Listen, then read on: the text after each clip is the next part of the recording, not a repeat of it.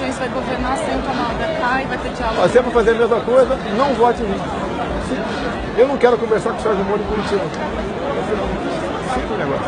Agora, vocês da imprensa falam tanto que tem que ter governabilidade dessa forma, essa forma de governar é que levou o Brasil à ineficiência e a essa corrupção aí não encontrada em nenhum lugar do mundo.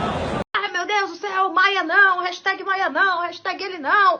Que o pessoal fora Rodrigo Maia mesmo, né? O que a gente está vendo é uma vergonha. Joyce, vocês não podem fazer parte disso, por que vocês estão se aliando ao Rodrigo Maia? Ai, meu Deus do céu, eu vou explicar pra vocês. O Rodrigo Maia é o esquerdinho, é o que levanta a bandeirinha do PT, do PCdoB, do PSOL, né? Quem ficar torcendo contra, eu quero que o governo, né, se dê mal, eu quero que não dê certo a negociação na Câmara dos Deputados, tá torcendo contra o Brasil, é burrice ou cretinice. Rodrigo Maia, que eu ouso já dizer para você, é o pior presidente da Câmara que a gente já teve nos últimos tempos, né? Maia é pior do que o PT.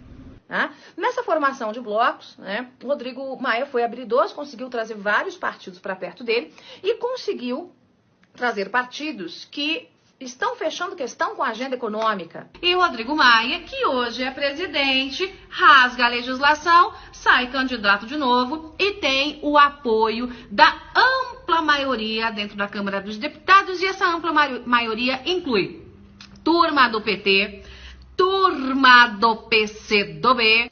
Como eu disse pra você, você quer quem com o presidente da Câmara? Jesus Cristo, não está disponível. Maia está fazendo o jogo do PT. Maia está junto com o PT e está fazendo de tudo para simplesmente ganhar a reeleição. Já está negociada a reeleição do Maia, tá, gente?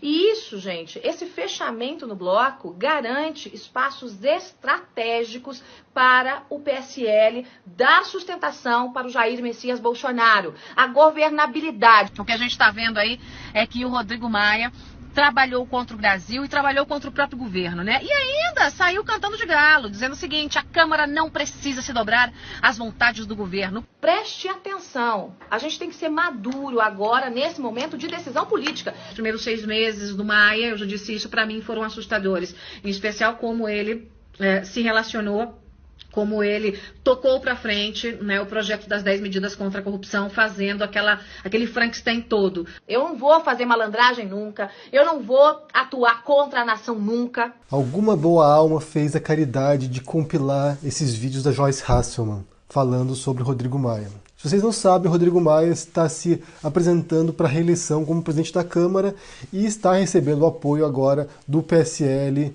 que é o partido do Bolsonaro. Ele está sendo investigado por escândalo de corrupção, ou seja, é um integrante, é um representante da velha política a qual o Bolsonaro tanto atacou e que disse que não faria esse jogo. E que disse constantemente ao longo de vários meses, inclusive anos, que ele não faria esse jogo sujo da governabilidade, de lotear cargos públicos e de fazer esses acordos esdrúxulos para poder governar. Mas agora a realidade caiu no colo dele, né? E não tem como fugir disso. Vocês já devem ter visto aquele meme, né? Expectativa versus realidade, e agora tem que encarar a realidade. Aquilo que ele disse que ele não faria, agora ele será obrigado a fazer. Inclusive, se você olhar a composição dos ministérios do Bolsonaro também, você verá que há vários ministros ali que são do DEM, que é um partido aliado do Bolsonaro. Isso não é acidental. Ele precisa também afagar os seus aliados e também dar cargo para essas pessoas. Ele pode ter posto alguns ministros ali que não tem nenhum vínculo partidário com ninguém, mas, no final das contas, ele tem que agradar as pessoas que botaram ele no poder. Tem um joguinho de celular bem bobinho chamado Dictator, que seria em português ditador.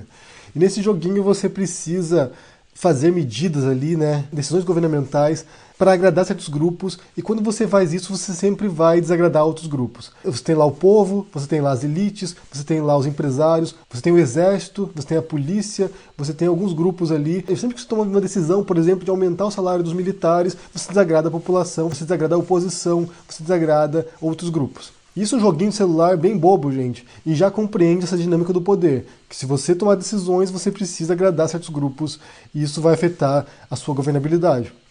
Você não precisa ser um gênio para entender isso. E o Bolsonaro sabia disso, na verdade. Afinal de contas, ele estava lá há décadas no parlamento, então ele sabia de como funcionam as coisas e tinha completa noção de como são os bastidores do poder. Ele não é um novato nisso aqui. Ele não é alguém que chegou do nada no governo. Ele é alguém que representa a velha política. Ele é alguém que está lá há décadas. É por isso que eu digo, gente, que é importante agora, é crucial, seria crucial nas escolas isso. Educação política. De ensinar para as pessoas como é que funciona de fato o regime democrático no Brasil, como é que é a dinâmica partidária e como é que opera o sistema de poder. Que lhe dê uma perspectiva de como são as coisas reais no governo, no parlamento, no Congresso. Primeira coisa, ele eliminaria certos mitos, certas incompreensões sobre como são as coisas reais, e não apenas idealmente. Porque você governar sem ter que agradar ninguém, isso é uma utopia, isso é um ideal que não existe. Mesmo um ditador, de fato, real, como Kim Jong-un, por exemplo, na Coreia do Norte, também precisa agradar grupos, precisa agradar elites no país dele, precisa agradar o exército, precisa agradar alguém. Se um ditador desagrada todo mundo, se um ditador se volta contra todos os grupos que o apoiam, ele é derrubado. Dá um golpe de Estado, derruba o ditador e põe outra pessoa lá. Essa é a dinâmica do poder. Você precisa agradar grupos, mesmo que isso signifique desagradar a oposição. O Bolsonaro disse que não faria isso, que ele governaria para o povo brasileiro, que ele governaria sem fazer esse tipo de toma lá da cá, sem fazer concessões, mas isso é impossível. E as pessoas acreditaram nisso porque elas não têm essa formação política básica necessária para entender que isso é uma mentira, que isso é uma utopia, que isso não existe. E não apenas em democracias, qualquer tipo de regime, qualquer tipo de governo, o governante precisa fazer concessões para poder governar.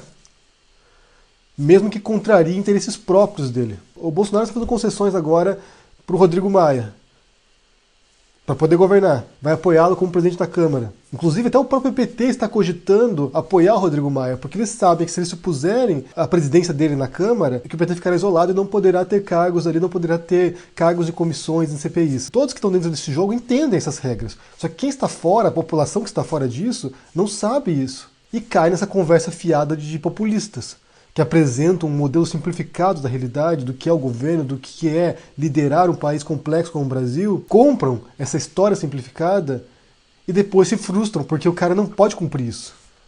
Ele dizia que não ia fazer esse jogo tomar lá da cá, mas ele não podia prometer isso. Porque é assim que funciona o jogo político no Brasil e no mundo, na verdade. Se você acompanha, por exemplo, os debates entre republicanos e democratas, que é um sistema muito mais simplificado que o brasileiro, porque é bipartidário, não é como o Brasil que tem vários partidos, você vê que mesmo ali, mesmo naquele sistema ali, congressistas precisam fazer concessões também. Precisam negociar com outro partido. Precisam fazer um tomar lá da cá também. Esse é o jogo do poder. Esse é o jogo da democracia. E não apenas da democracia, mas de qualquer regime político. O que o Bolsonaro faz é a velha política travestida de nova política.